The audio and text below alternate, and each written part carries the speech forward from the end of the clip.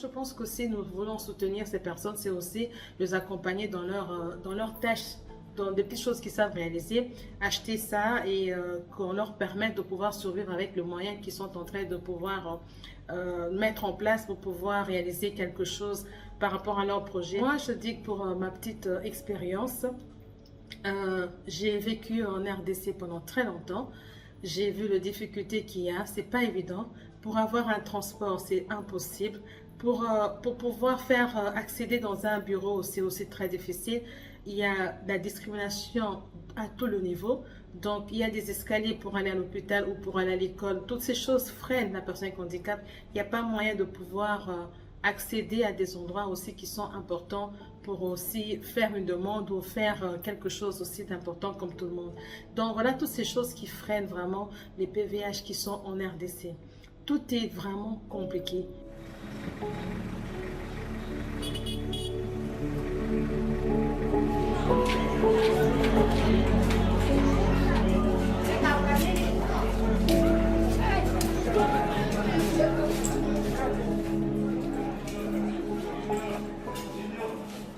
Handicap na ngai ebandi na âge ya 12 ans. 12 ans na botamai na ngai bien na ekoko na mama akufi atiki nga mwa muke. Ta mama akufi atiki nga mwa muke muntu akosuka nga azalaki te. Tata mwasi azwaki nga charge ko garde nga lokola mwana ye. Ta nakoli tata mwasi aye kokufa.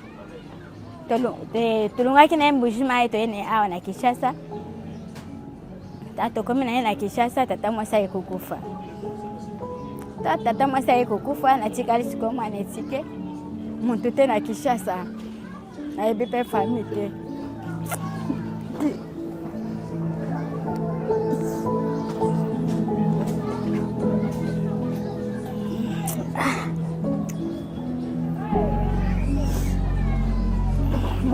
Na yebi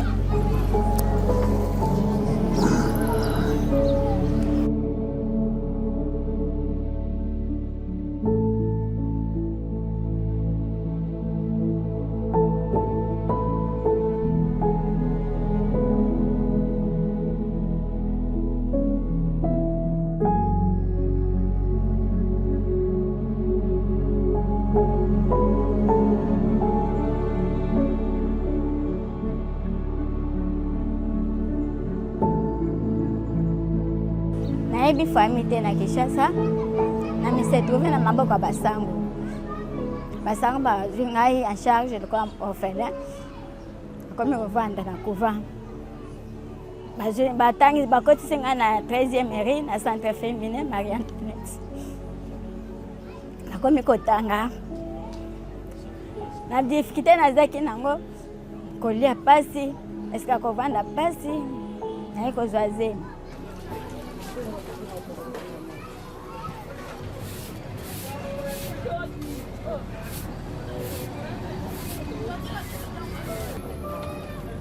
Kombo na ngai Mama Bibi Lufuma. Nazali membre ya Fondation Musau Nathalie.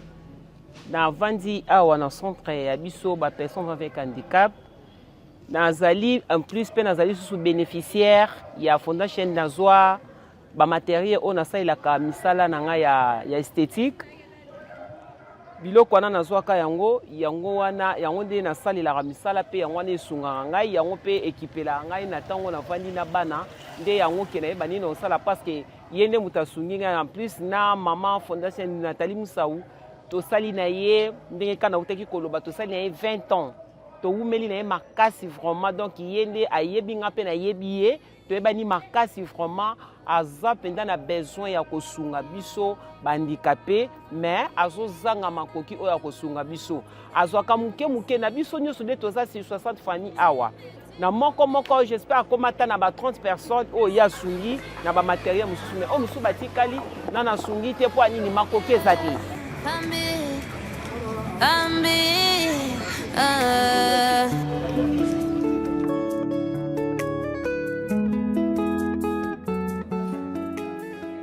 Bon, na botama depuis 1960, bon.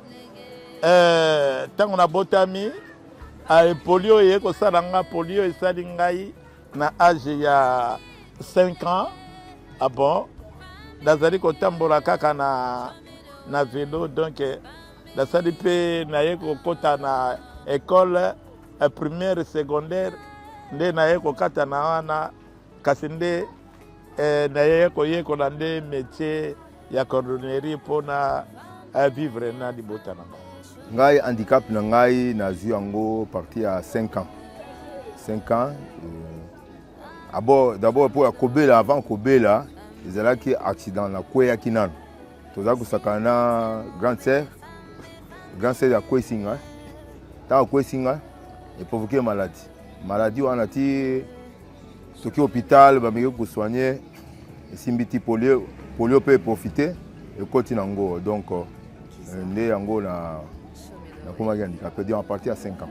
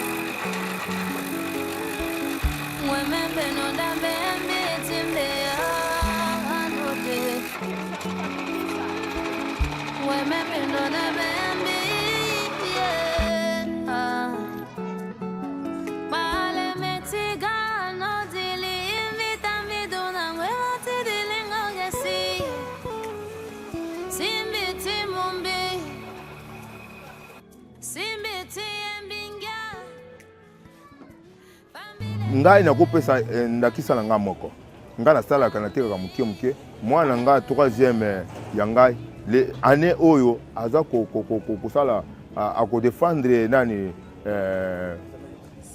examen d'état te azosilisa licence azodefendre licence na ye au moins ke natangisi mwana bana premier primaire ti akomi na niveau ya licence. Donc ozomona ke na moke oyo ozwa eza bien po mwana wana soki asisi lelo akocontribue na kati ya mboka po nazo kosala, mais au moins kosenga mbula ekobeta okobima te oza na eloko na ndako akoteka te omoi ya pasi moya osika kosenga eza te, mais okenga soki aza na eloko na nga ata mbula ebeti moto aza na besoin asala sa fete akoya koluka kaka sapatu po aza na besoin ya kosala fete. Omoni ke bandeko oyo bazali bandikape lokola ngai kosenga ezali bien mais ezala mosala te.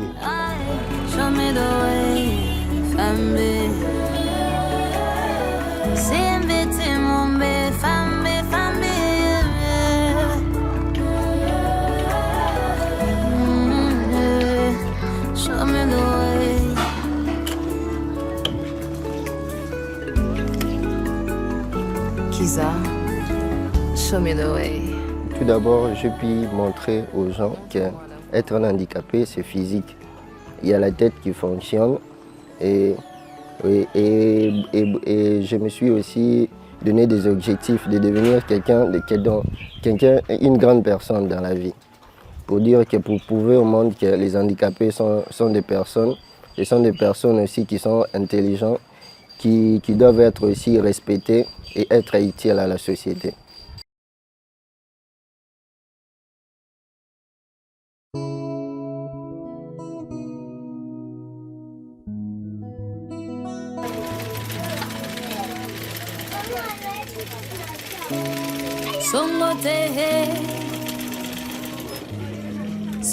Toza na posa ke un jour toza pe na atelier na biso toyebi misala maboko ebele marke nani makolo eza te moto ezosala toyebi misala bacordonnier bazali makambo ebele toyokolaki tokotika yango bongo te ifo mpe tolakisa mpe baninga mpe balakisa mpe donc eza lokola exemplaire na vie na biso ya bapersone vivant avec handicap.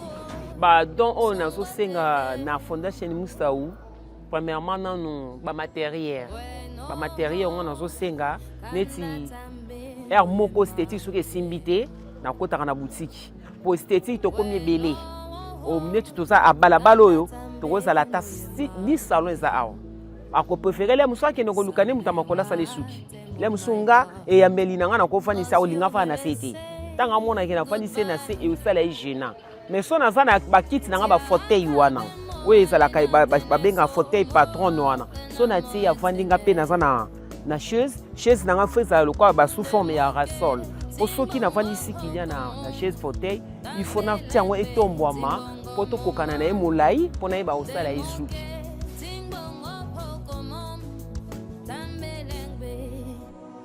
Benga yako penezoni na wengo Benga yako penezoni na. Au-delà du handicap, c'est vrai, on est des personnes à mobilité réduite, mais on a des capacités, on a des talents, parce que chaque personne a des talents que Dieu a mis en lui. Donc je pense qu'aujourd'hui, si on commence à organiser des formations sur l'entrepreneuriat, sur la coupe-couture, sur la cordonnerie, sur la formation peut-être aussi de l'anglais, de français, pour permettre aussi qu'il y ait quand même aussi au moins la facilité pour les personnes en situation de handicap de s'exprimer, d'avoir la facilité d'aborder d'autres personnes, ça serait une très bonne chose. Déjà avec le projet de créer un centre d'apprentissage de métiers pour les personnes en situation de handicap, c'est par là que nous allons vivre l'inclusion totale des personnes en situation de handicap.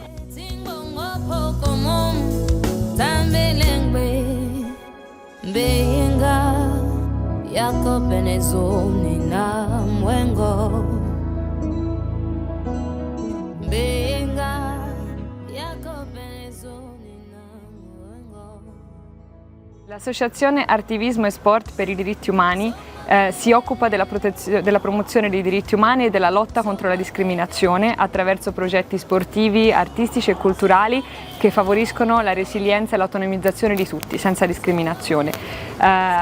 Attivismo e Sport per i diritti umani, insieme alla Fondazione Musao, hanno creato questo piccolo video documentario per mettere in luce quelle che sono le condizioni veramente drammatiche nelle quali vivono le persone con disabilità qui in Congo, ma anche per donare un messaggio di speranza, che il talento e la resilienza possono andare ben al di là dei limiti fisici.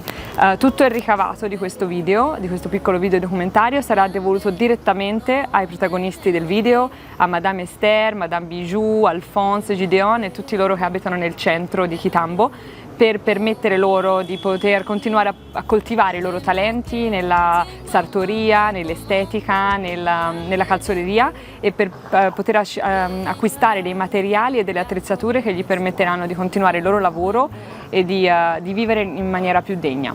La mia collega Alice ed io, che abitiamo a Kinshasa, faremo in modo, ci assicureremo che il ricavato possa andare direttamente a loro per continuare il loro lavoro, e i nostri amici sono assolutamente disposti a produrre i loro prodotti per voi, quindi se siete interessati a qualsiasi dei loro oggetti non esitate a contattarci e loro lo realizzeranno con grande piacere.